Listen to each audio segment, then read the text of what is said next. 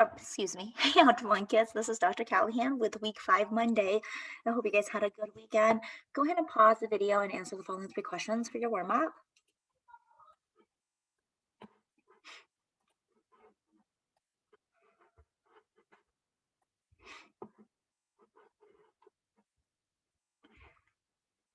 All right, let's go ahead and create the assignment for today for week 5 Monday. We're going to go over to assignments,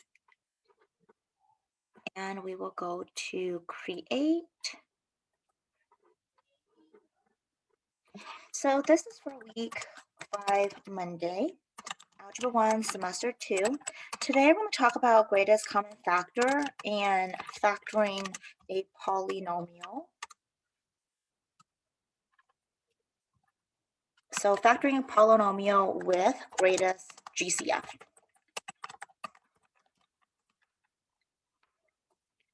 Your instruction, as always, is to make sure that you guys are viewing the assignment, watching the video, uploading your assignment to MS Teams. The 2 different links that you need to have. One is for your Google Doc for Algebra 1. The other one is for the video, the channel on YouTube. And this is going to be due on 3 p.m. Monday. And you guys get 10 points for this. I'm going to go ahead and click assign. In addition to that, you guys have your grade check every Monday. So I'm going to go ahead and post your grade on MS Teams as well, so that way you can see where you guys are in terms of your performance.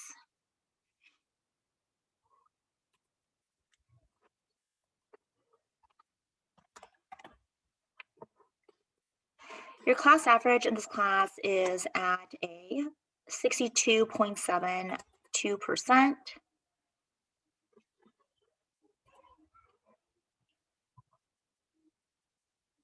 And I'm also going to go ahead and post this on the MS team so that way you guys have this available.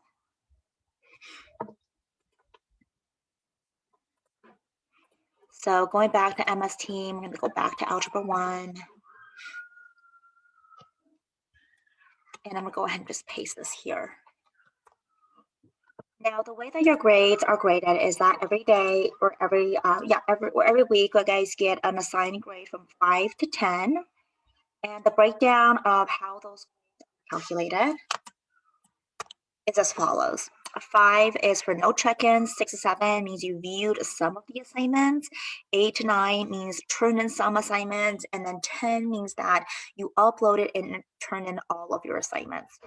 So you should have your grades right here. So with that said, let's continue on with our lesson for today.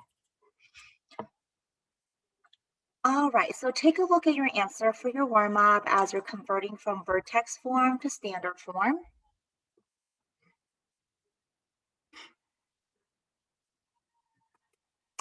Your breakdown for today is going to be as follows. We're going to talk about my notes with greatest common factor. We're going to be doing a practice with a square. So we'll do that for a little bit.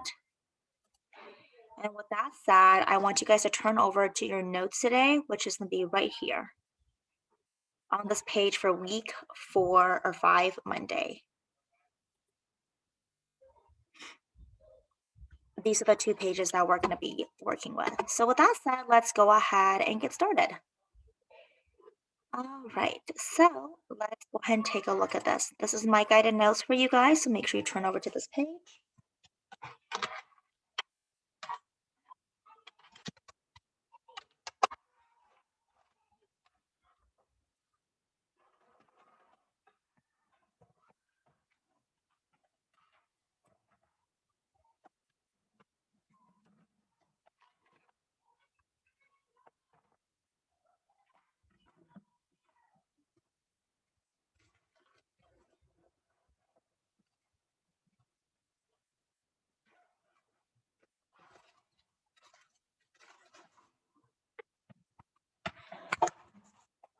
So going on to the first example.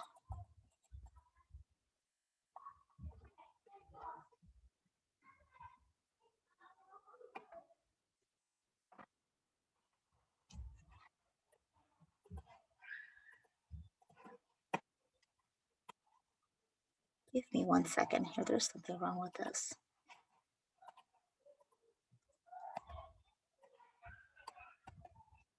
Okay, much better. Here we go.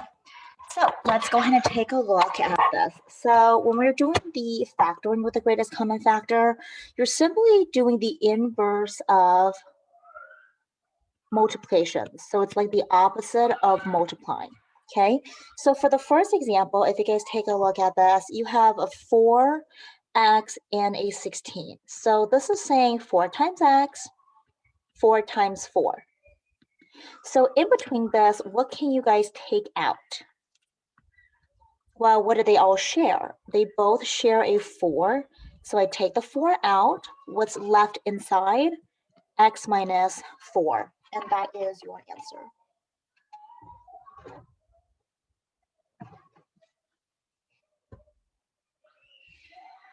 All right, next example. Here we go. Next, what you have is a 5 and a 5. So 5 times x plus 5 times 1. Now, what do they both share? They both share a 5, so I'm going to take the 5 out. What's left inside? 5x plus a 1. Third example, you could do a 5 times 3 times x minus a 3 times 1. And again, ask yourself, what do they both share in this term?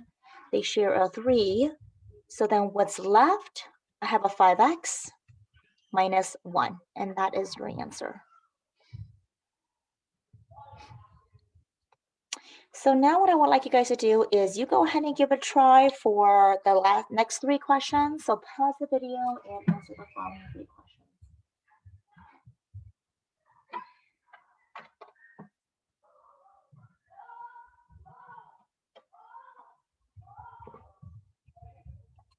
All right, let's go ahead and take a look at your answers for the following 3 questions. And this is what you should have. All right, let's talk about something a little bit more complicated. So let's take a look at the next 3 questions here. You should just go ahead and set it up so that way you have the parentheses. If it's a plus sign, make sure you have a plus in between them. All right, the first one, what you can see is you have a 3xy plus a 3 times x times y. Now, what do they have in common? They have a 3 in common, 1x in common, and then what's left behind? xy, 3y. Take a look at example 2. Here we have a 4 times x times x times x minus 5 times x plus 4 times 2 times x.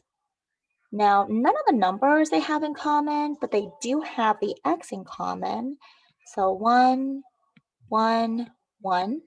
Cross that out because we're going to move that on the outside. But then what falls back inside? 4x squared minus 5x plus 8.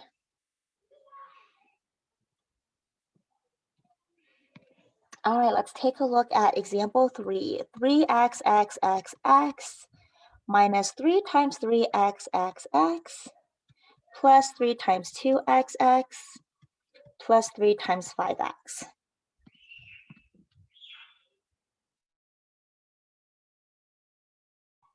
So what do they all have in common here? Well, I see that they both have, or all 4 terms have an x there. So I'm going to take that x out, or excuse me, not x, a 3, just kidding. But in addition to that, they all share a 1x here as well. So cross down that x. What's left behind? X to the third minus 3x squared plus 2x plus 5. And that is your answer. Now that I've shown you guys 3 examples, I want you guys to take a moment and answer the following 3 questions. So pause the video and get your answers.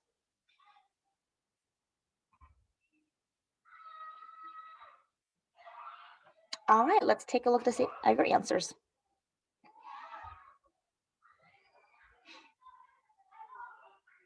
Here are your answers for the 3 questions that you guys worked on. All right, let's go ahead and do something a little bit more crazy.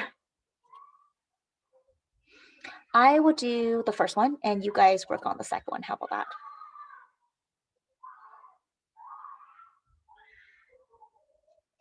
Actually, you know what? I'll do the second one. You guys work on the first one. Okay. So with the second one, I mean, I could write out like x 4 times or y 7 times, but it just takes way too long to do that. So what I can do is with the letters, here's x the fourth, x the third, x squared. Well, I know for a fact I could take out an x squared. Okay, so what that means is I have an x squared here, x1 here, and no x in this one. Next, what I can do is between the 82, 16, and 8, what can you take out from there? I could take out a 2. 82 divided by 2 is going to give you a 41. 16 divided by 2 is going to give you an 8. 8 divided by 2 is going to give you a 4. Then take a look at the y. Y squared, y to the 7th, y to the 9th. I could take out a y squared. When I do that, I have no y's here. That's just gone. Here, 7 minus a 2 is y to the 5th. 9 minus a 2 is y to the 7th. Now let's take a look at the z. Z cubed, z to the 11th power, z squared. I could take out 2 z's. So there's a z in the first one. 11 minus a 2 gives me a 9, and no z for the second one. And that's it. So I'm going to have you guys try this one. So pause the video and give that a try.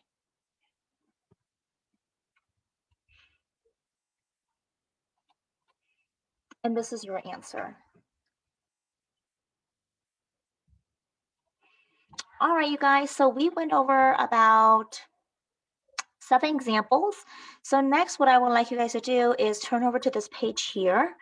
And you are going to be picking a few of the questions here that is on these squares. And it says, how did Dr. Callahan organize the 12 questions to answer? Please explain her steps on the line paper provided below. So make sure you guys do that. When you're done with this, I do have an additional practice for you guys, which is right over here. And go ahead and just practice with the following questions. And if you need a little bit more explanation, I have my notes right here written, typed out as well. All right, you guys, as always, stay safe and healthy, and I will see you guys next time. Take care.